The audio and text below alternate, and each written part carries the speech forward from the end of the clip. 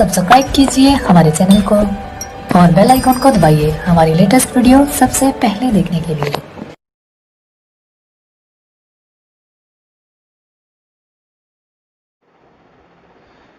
जैसा कि आप कक्षा 10वीं के अर्थशास्त्र का अध्याय तीसरा मुद्रा और साख आप देख रहे हैं।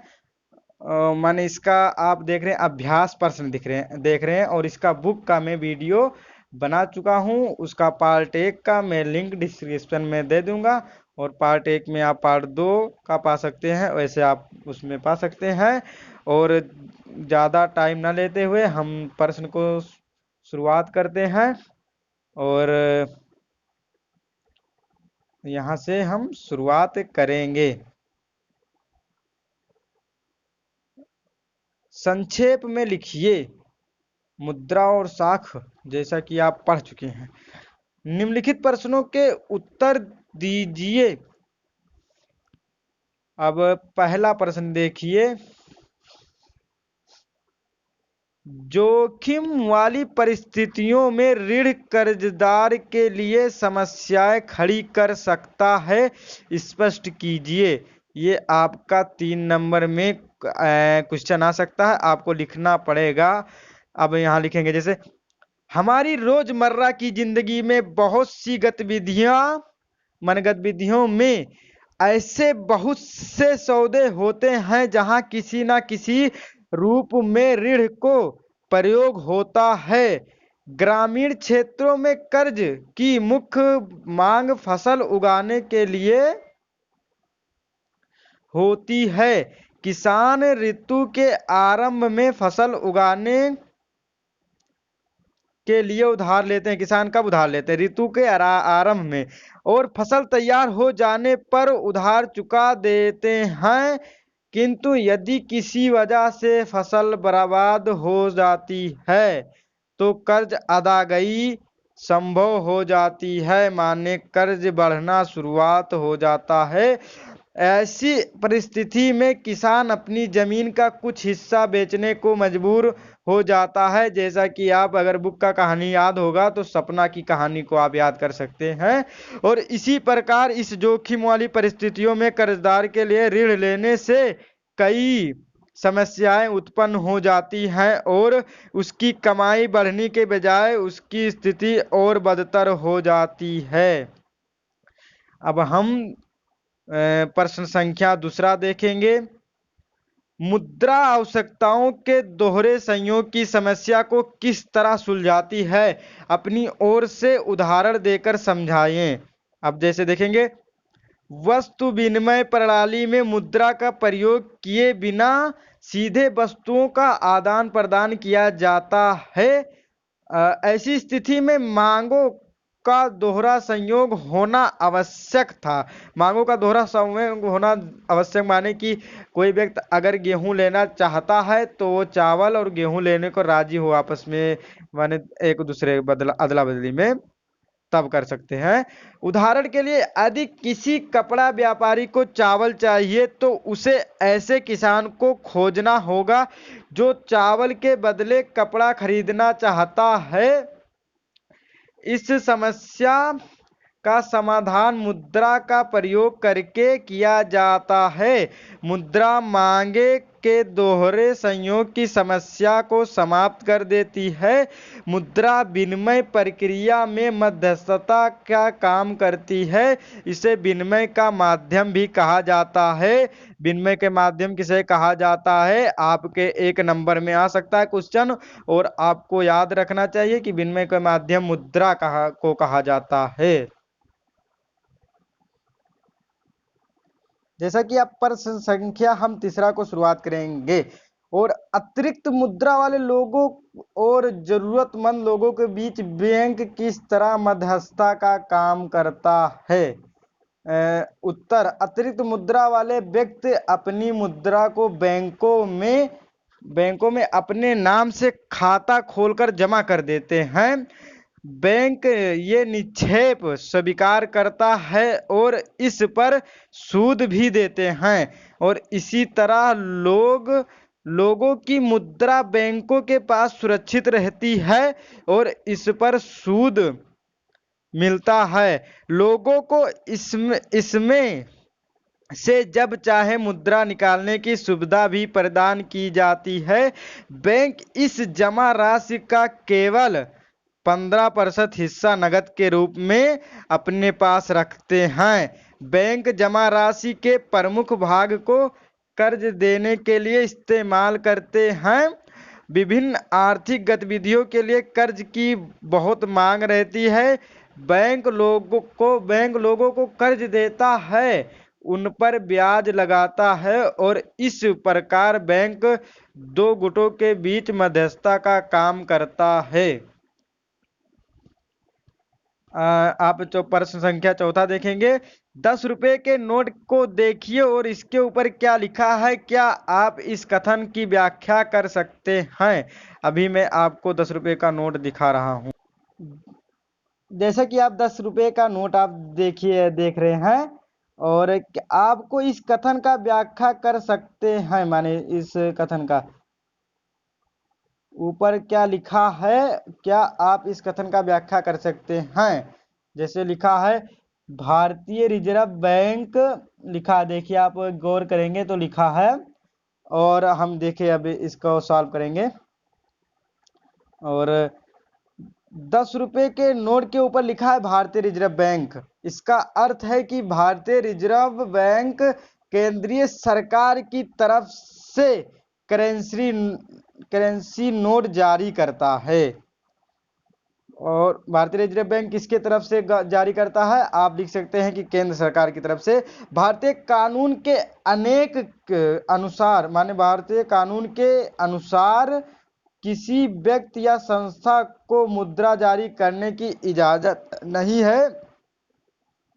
इसके अलावा कानून रुपए को विनिमय के माध्यम के रूप में इस्तेमाल करने के वैधता प्रदान करता है। भारत में रुपयों को सौदों में अदायगी करने से मना नहीं किया जा सकता है, माने सौदे के बदले लेने से मना नहीं किया जा सकता है।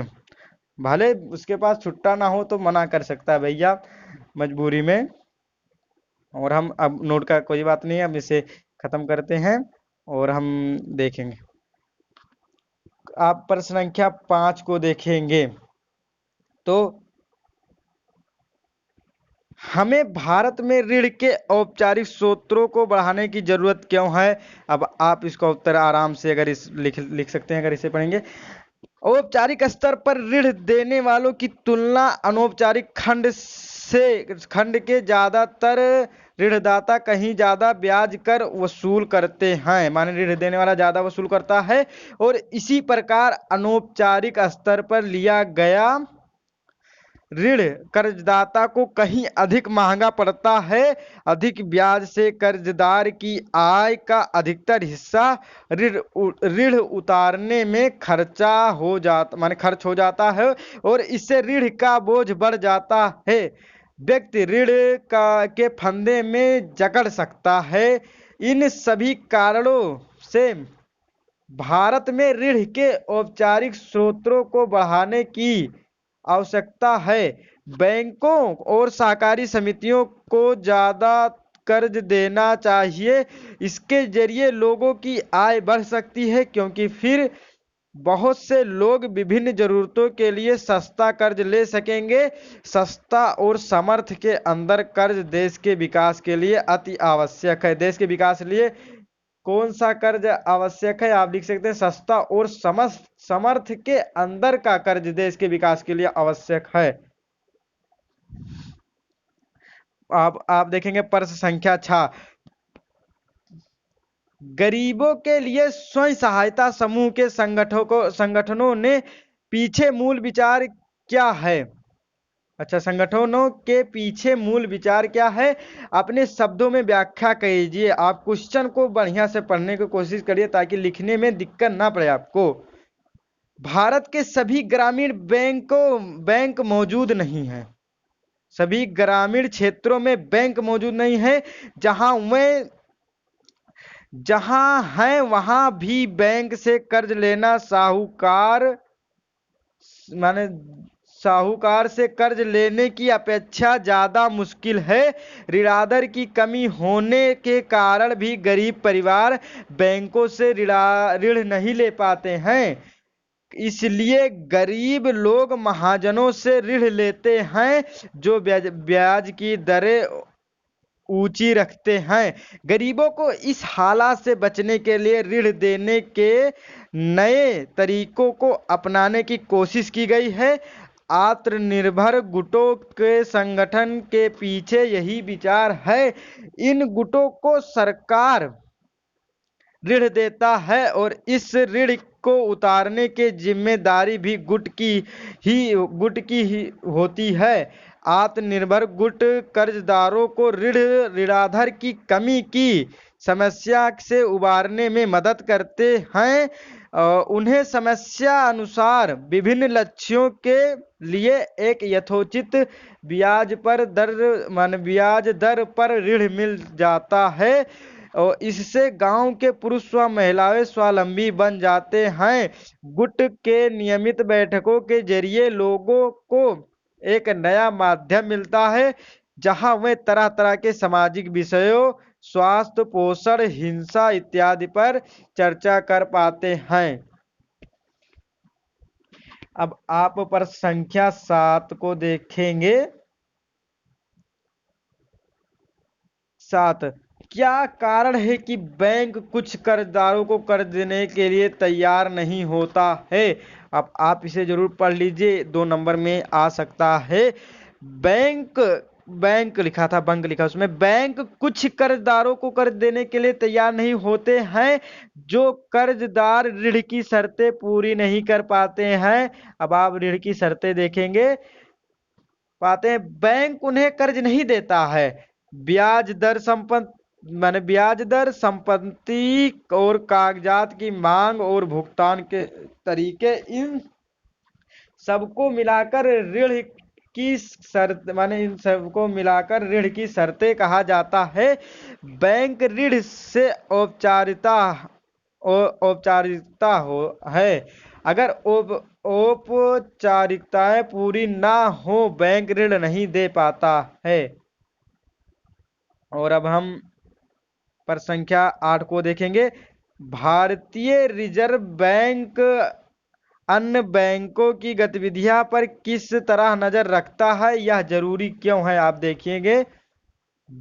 उत्तर भारत में भारतीय रिजर्व बैंक केंद्रीय सरकार की तरफ से करेंसी नोट जारी करता है। आप ऊपर के भी प्रश्न में देख चुके हैं। और इसके साथ साथ यह अन्य बैंकों की गतिविधियों पर नजर रखता है। जैसे क्या क्या भारतीय रिजर्व बैंक यह देखता है कि बैंक वास्तव में नगद शेष बनाए हुए है या बैंक केवल लाभ बनाने वाली इकाइयों और व्यापारियों को ऋण मुहैया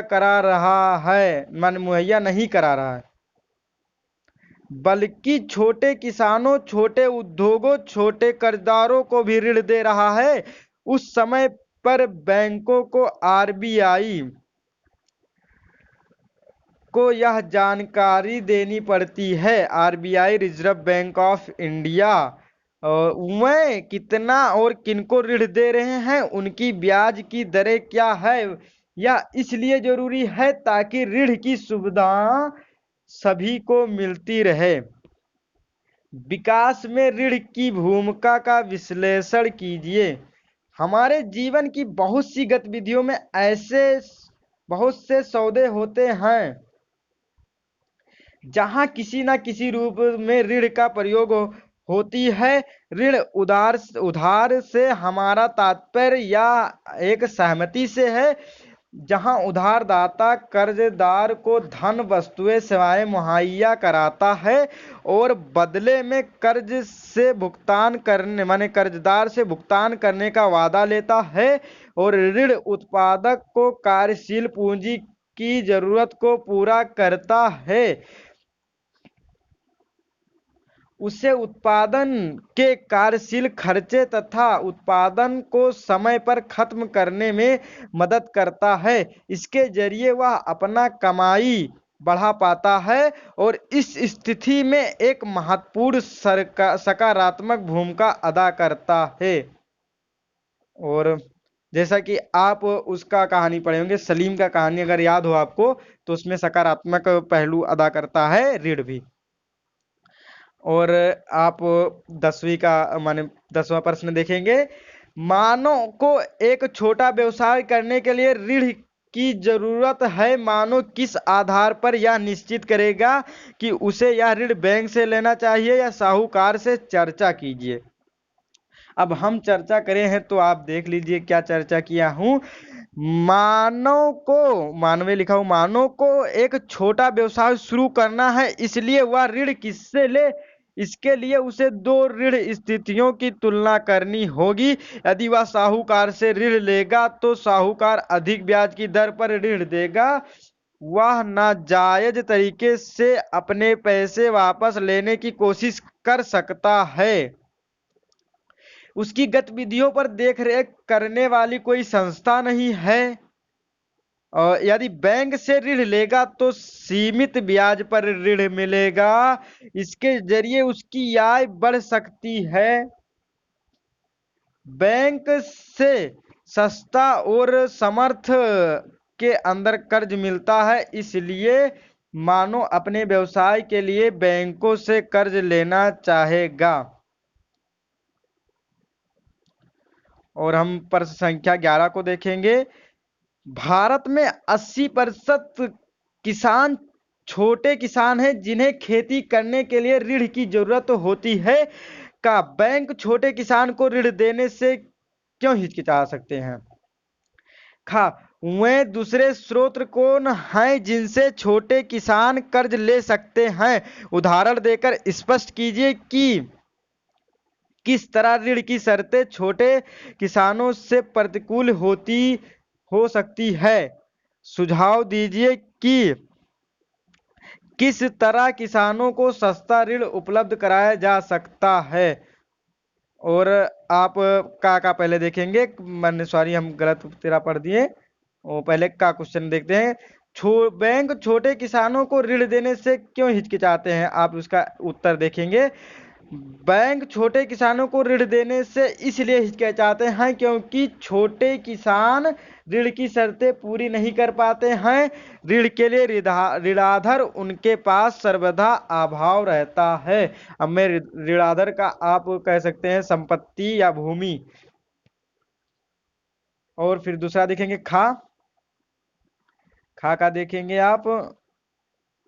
खा वे दूसरे स्रोत कौन हैं जिनसे छोटे किसान कर्ज ले सकते हैं? जैसे ये छोटे किसान आमतौर से साहूकार से कर्ज लेते हैं।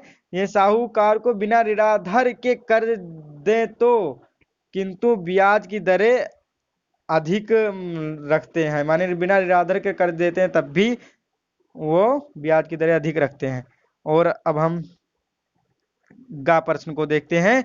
उदाहरण देकर स्पष्ट कीजिए कि किस तरह ऋण की शर्तें छोटे किसानों के प्रतिकूल हो सकती है। और अब उदाहरण आपको देकर बता रहा हूं।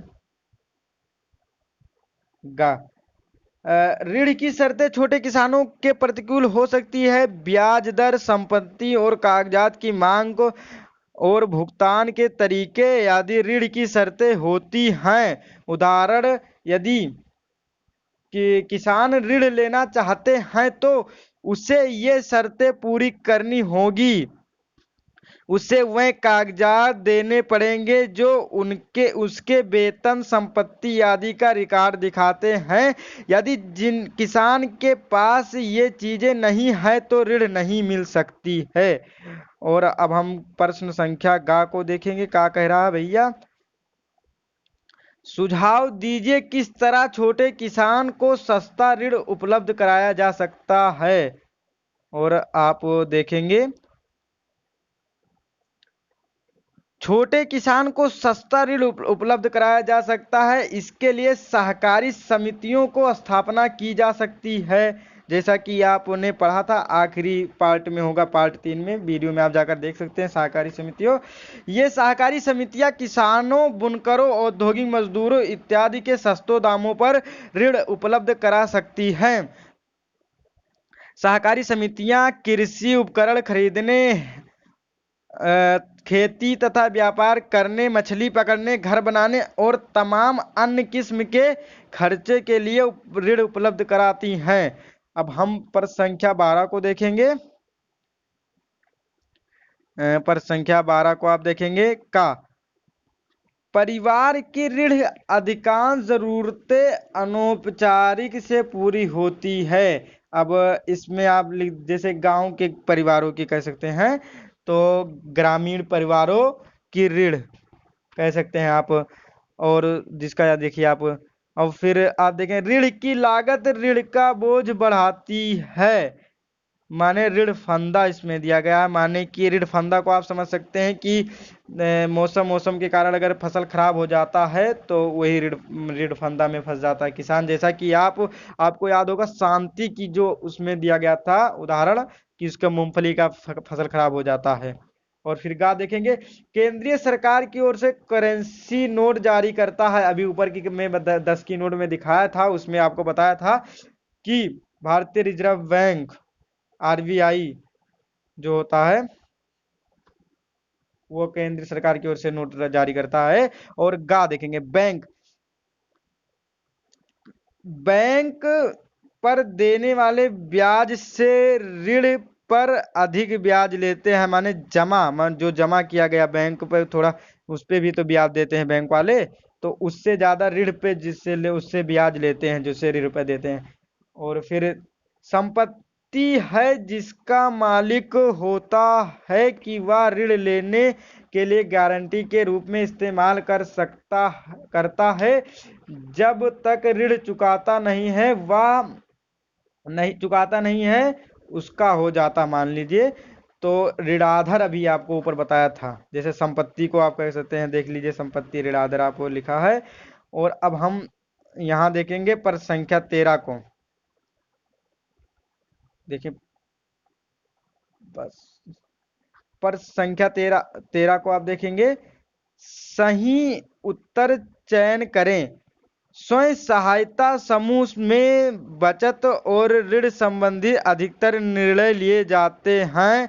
बैंक में सहायता की जरूरत ही नहीं पड़ती है। बैंक तो आप वैसे बैंक से निर्णय नहीं लिया जा सकता है, वैसे बैंक की जरूरत पड़ती है सहायता में, क्योंकि बैंक ही कर्ज देता है उनको।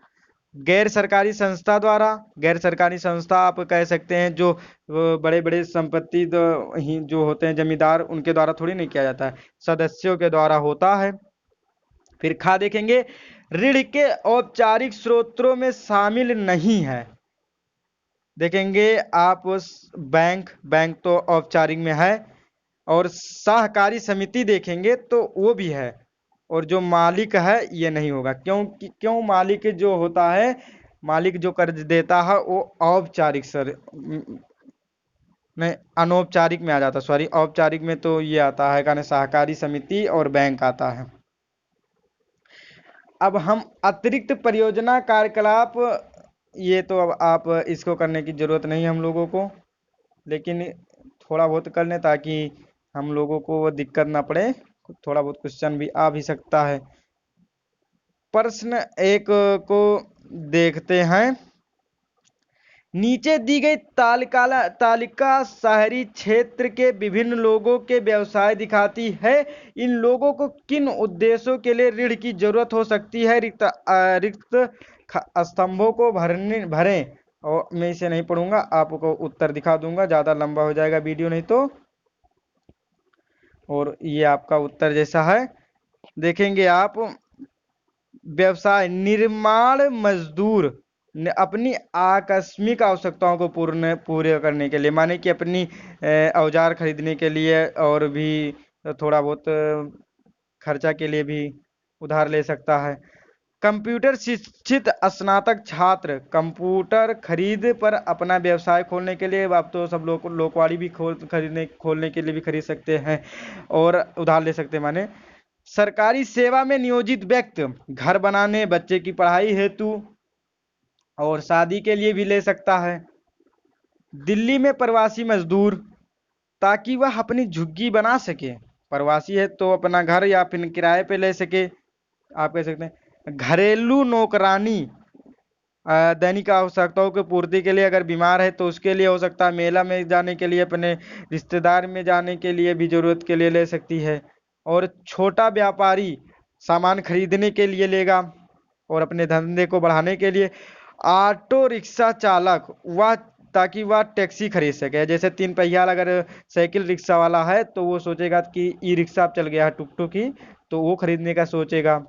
और बंद फैक्ट्री का मजदूर, ताकि वह माने वह चाहेगा, अब इस समय कोरोना काल में बंद फैक्ट्री में बहुत बहुत परेशानी हुआ, बहुत से किसान तो पैदल आए थे, माने बहुत फैक्ट्री मजदूर, वह चाहेगा ताकि उसके बच्चों का पेट भर सके, माने उधार इसलिए लेगा। और ऊपर दिया गया था, बैंक से कर्ज मिलने के आधार पर इन्हें इस प्रकार विभक्त किया जाता है, जिन्हें बैंक से कर्ज मिल सकता है, जिन्हें बैंक से नहीं मिल सकता है। अब देखेंगे, कंप्यूटर शिक्षित स्नातक, माने इसे बैंक से कर्ज मिल सकता है। और सरकारी सेवा में नियोजित व्यक्ति, इसे भी मिल सकता है। व्यापार, छोटा व्यापारी, इसे भी मिल सकता है। ऑटो रिक्शा वाला मिल सकता है। और निर्माण मजदूर, इसे नहीं मिलेगा। दिल्ली प्रवासी मजदूर नहीं मिलेगा। दिल्ली घर नौकरानी नहीं मिलेगा। बंद फैक्ट्री मजदूर को नहीं मिलेगा बैंक से। और अब यह कारण क्या है, आप देख सकते हैं। यह वर्गीकरण इस आधार पर किया गया है कि लोग बैंक का कर्ज वापस कर सकते हैं और इन्हें ऋण मिलने की संभावना है। जैसे सहकारी सेवा में लगा व्यक्ति हर महीने एक निश्चित पैसा कमा रहा है, इसलिए वह कर्ज चुका सकता है, जबकि जिसके कर्ज चुकाने की संभावना नहीं है उसे कर्ज नहीं मिल सकता है। जैसे घरेलू नौकरानी या मजदूर, ये इतने पैसा नहीं कमा पाते हैं कि अपनी दैनिक जरूरतों को पूरा कर सके, तो फिर इनसे कर्ज चुकाने की उम्मीद कैसे की जा सकती है। और इसी के साथ जहाँ तक हमारा अब ये पार्ट खत्म होता है। और आपको धन्यवाद कहूँगा। और आप सब्सक्राइब और लाइक करना ना भूलें। जहाँ मुझसे गलती हुआ है उसे सुधार बताएं, ताकि मैं सुधारने की कोशिश करूं। और आप शेयर करें और इसे सब्सक्राइब करना तो ना भूलें। लाइक करना भूल सकते हैं, कोई दिक्कत नहीं, लेकिन सब्सक्राइब करना ना भूलें। और थैंक यू फॉर देखने के लिए। बस, और मैं इसमें दे दूंगा पार्ट 1 का वीडियो, मैंने इसका डिस्क्रिप्शन में डाल दूंगा, ताकि जैसे आप बुक का वीडियो नहीं देखे हैं तो आप जाना देखना चाहें तो आप देख सकते हैं, और पार्ट 1 में जाकर पार्ट 2 का भी पा सकते हैं। इसी तरह आप हो सकता है। और इसी के साथ मैं अपने वाणी को विराम लेता हूँ।